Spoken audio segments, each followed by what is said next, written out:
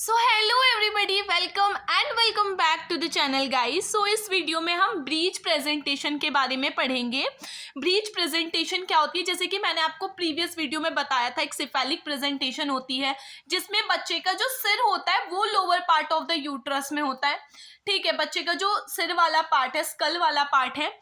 Next हमारी shoulder presentation थी जिसमें बच्चे के जो शोल्डर्स होते हैं वो lower part of the uterus को ऑक्यूपाइड करते हैं। इसके अलावा हमने पढ़ा था कंपाउंड प्रेजेंटेशन जिसमें एक या एक से ज्यादा पार्ट बच्चे का लोअर पार्ट ऑफ यूट्रस को ऑक्यूपाइड करेंगे। आज हम डिस्कस करेंगे इसमें ब्रीच प्रेजेंटेशन। मैंने ये सारी प्रेजेंटेशन आपको डिटेल में नहीं पढ़ाई थी क्योंकि हमें डिटेल में नहीं पढ़ना होता उतना, लेकिन ब्रीच प्रेजेंटेशन मोस्ट इंपॉर्टेंट है और ये एग्जाम्स में पूछा जाता है।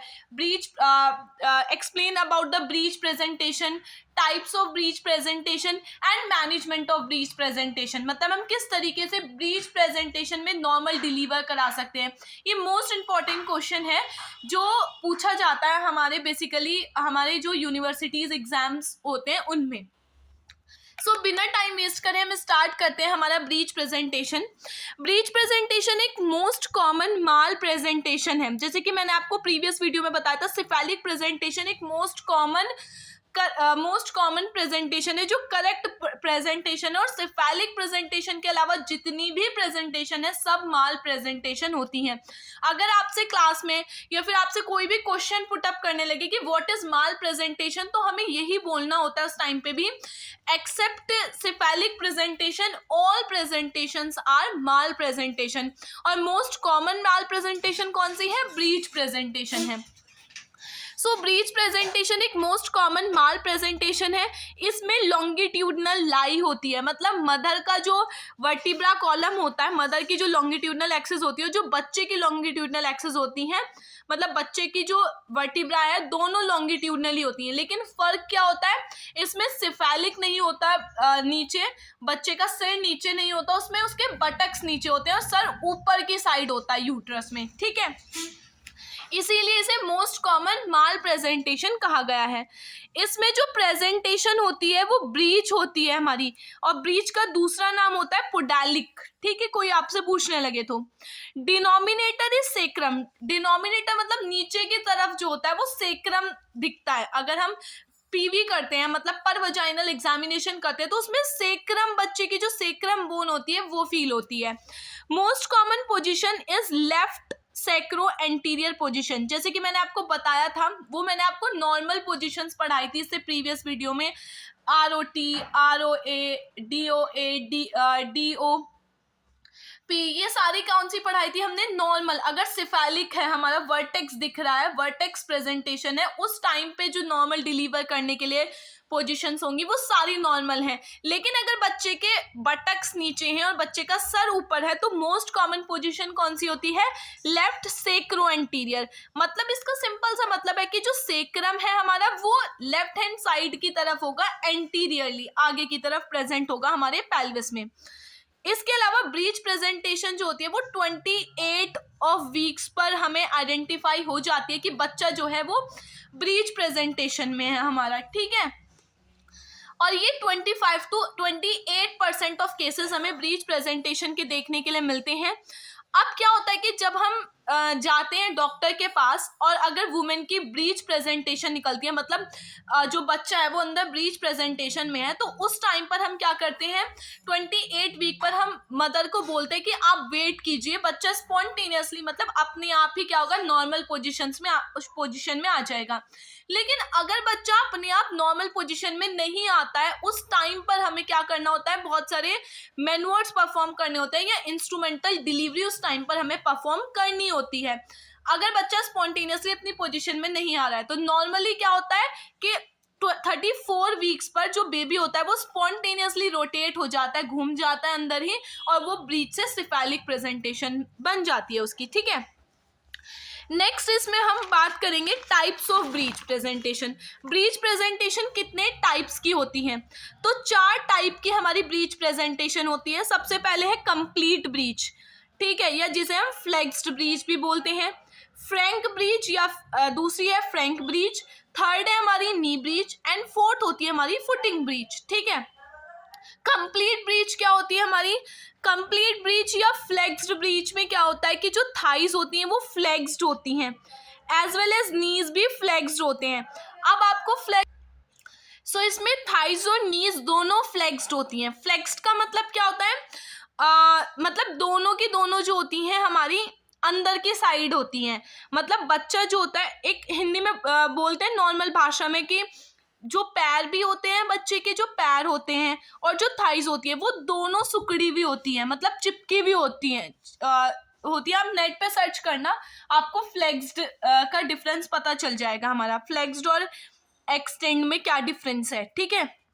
इस थ्योरेटिकली मैं आपको नहीं समझा पाऊंगी, बिना मेरे पास पेल्विस नहीं है, मेरे पास फीटस नहीं है, तो उसके बिना नहीं, थोड़ा सा कॉम्प्लिकेटेड है ये बताना। सो आप नेट पे सर्च करना फ्लेक्स्ड का मतलब, फ्लेक्स्ड और एक्सटेंड का मतलब क्या होता है। फ्लेक्स्ड का मतलब होता है कि टूवर्ड्स, मतलब अंदर की तरफ जो जाती है चीज, और एक्सटेंड का मतलब होता है बाहर की तरफ खुलना हमारा। इस तरीके से नॉर्मल भाषा में हम जान सकते हैं। सो नेक्स्ट आता है फ्रैंक ब्रीच। फ्रैंक ब्रीच में क्या होता है?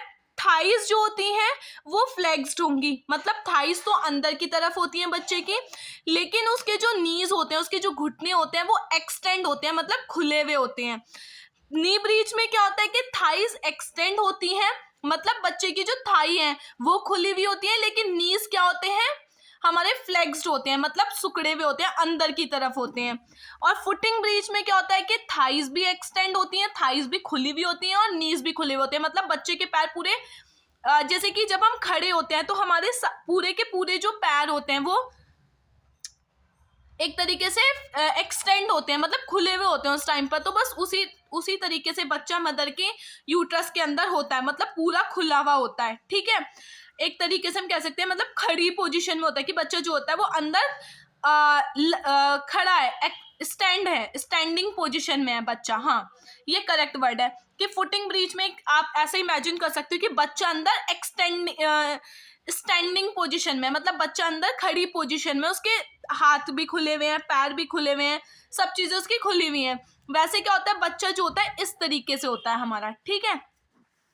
नेक्स्ट इसके हम बात करेंगे कि ओवरऑल मोस्ट कॉमन वेराइटी जो होती है ब्रीच प्रेजेंटेशन में भी, जो मोस्ट कॉमन टाइप होता है हमारा वो फ्रैंक ब्रीच सबसे ज्यादा देखने के लिए मिलता है, ठीक है। ओवरऑल मोस्ट कॉमन वेराइटी अगर प्राइमरी ग्रेविडा में देखें तब भी फ्रैंक ब्रीच ही आपको आंसर देना है, और most common variety multi para में देखें तब भी फ्रैंक और कंप्लीट ब्रीच, ये दोनों ब्रीच मोस्ट कॉमन होते हैं हमारे।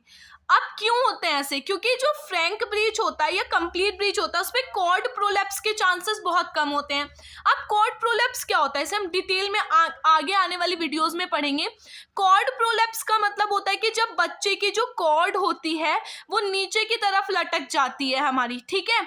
मतलब बच्चे की जो कॉर्ड होती है वो वजाइना में दिखती है, हमें एक्सपोज होती है, हमारी एक्सटर्नल इन्वायरमेंट में दिखनी स्टार्ट हो जाती है, या जब हम पीवी करते हैं तो हमें कॉर्ड फील होती है सबसे पहले बच्चे की, वो कॉर्ड प्रोलैप्स होता है हमारा, ठीक है।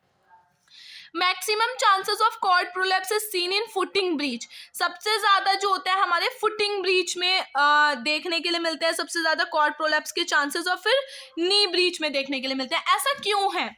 क्योंकि हमने पढ़ा था कि कंप्लीट ब्रीच में बच्चे की जो थाइज हैं, बच्चे की जो थाइज होती हैं और जो नीज होते हैं दोनों ही क्या होते हैं, फ्लेक्स्ड होते हैं, मतलब अंदर की तरफ होते हैं।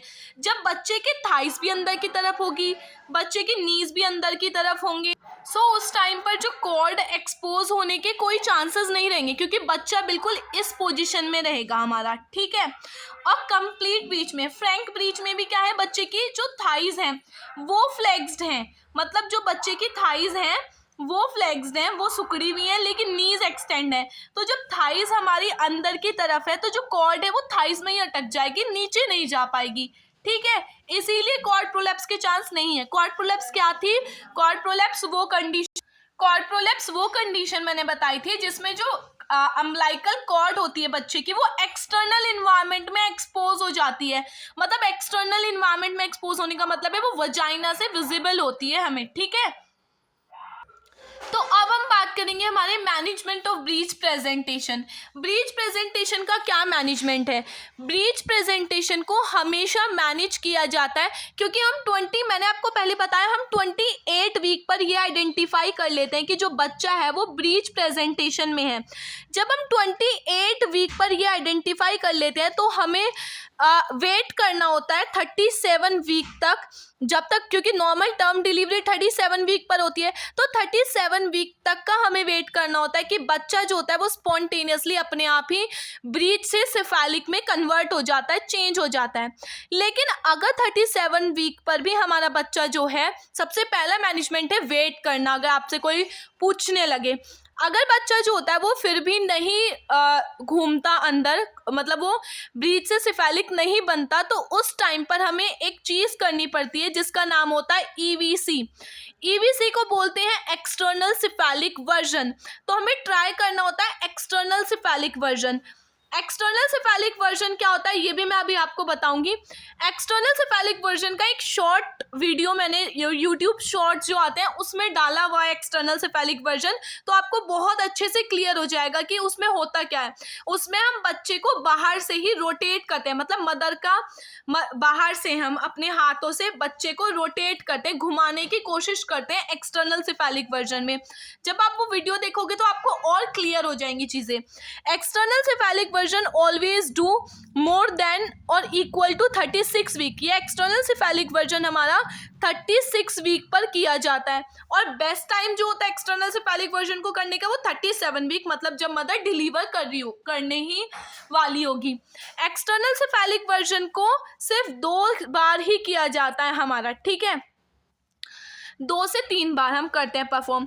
अगर एक्सटर्नल सेफेलिक वर्जन, जब हम बच्चे को बाहर से ही रोटेट करेंगे मदर के अंदर, ठीक है, अगर बच्चा जो है वो एक्सटर्नल घूम जाता है, मतलब एक्सटर्नल सेफेलिक वर्जन सक्सेसफुल हो जाता है, तो पेशेंट को हम उसके घर भेज देंगे and call her when she gets labour pain, क्योंकि और उसे बुलाएंगे जब भी उसको लेबर पेन होंगे, क्योंकि हम ट्राई कब कर रहे थे 36 वीक पर, और बेस्ट टाइम जो होता है इसे करने का वो 37 वीक पर होता है। तो अगर हम 36 वीक पर परफॉर्म कर रहे हैं तो हम मदर को, अगर वो सक्सेसफुल हो गया, मतलब बच्चे को हम घुमाने में सक्सेसफुल रहे, वो ब्रीच से सेफेलिक बन गया, तो हम मदर को घर भेज देते हैं और उसे बोलते हैं कि आपको जब आना है, जब भी आपको लेबर पेन आएंगे। अगर वो अनसक्सेसफुल रहता है हमारा एक्सटर्नल सेफेलिक वर्जन, तो हमें दोबारा से, एक बार हमने करके देखा, घुमाया बच्चे को, वो अनसक्सेसफुल रहा, हमें सेकेंड टाइम करना है उस चीज़ में, मतलब दोबारा से वो चीज़ कंटिन्यू करनी है।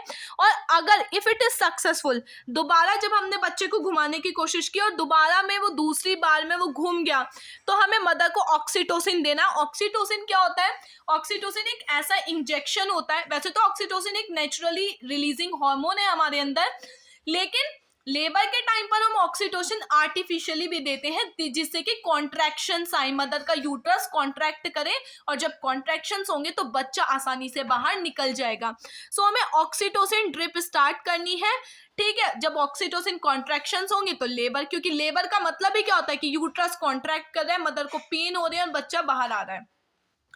लेकिन अगर सेकेंड टाइम में भी हमारा जो एक्सटर्नल सेफेलिक वर्जन है वो अनसक्सेसफुल रहता है, तो उसी टाइम पर हमें क्या कर देना है, इलेक्टिव सिजेरियन सेक्शन कर देना है। मतलब इलेक्टिव सिजेरियन सेक्शन क्या होता है, मतलब बच्चे को सिजेरियन के थ्रू बाहर निकालते हैं। अब सिजेरियन सेक्शन भी हम डिटेल में पढ़ेंगे आगे। सिजेरियन सेक्शन 2 तरीके के होते हैं, एक इलेक्टिव सिजेरियन सेक्शन होता है और एक होता है इमरजेंसी। इलेक्टिव मतलब जो प्लान्ड होता है, पहले से ही प्री प्लान करके रखते हैं कि मदर की जो डिलीवरी होगी वो बाय सिजेरियन सेक्शन ही होगी। और नॉर्मल कौन सा होता है, जिसमें हम प्लानिंग नहीं करते हैं, मतलब इमरजेंसी, जिसमें इमरजेंसी केस आया, हमें हैंड टू हैंड क्या करना पड़ा, मदर का सिजेरियन करना पड़ा। अब आता है अगर थर्ड कंडीशन क्या हो सकती है, अगर बच्चा फीटल डिस्ट्रेस में, मतलब हम बच्चे को घुमाने की कोशिश कर रहे हैं और बच्चा डिस्ट्रेस में चला गया, उस टाइम पर क्या करेंगे, हम प्रोसीजर को वहीं के वहीं स्टॉप कर देंगे, revert the foetus to its original position, और जब उसे बच्चे को जैसे वो था उसे वैसे का वैसा ही दोबारा से, मतलब उसकी नॉर्मल पोजीशन पर, ओरिजिनल पोजीशन पर ले आएंगे। अगर फिर भी फीटल डिस्ट्रेस होता है देन हमें वहीं के वहीं इमरजेंसी सिजेरियन सेक्शन को इमीडिएटली परफॉर्म करना है, ठीक है।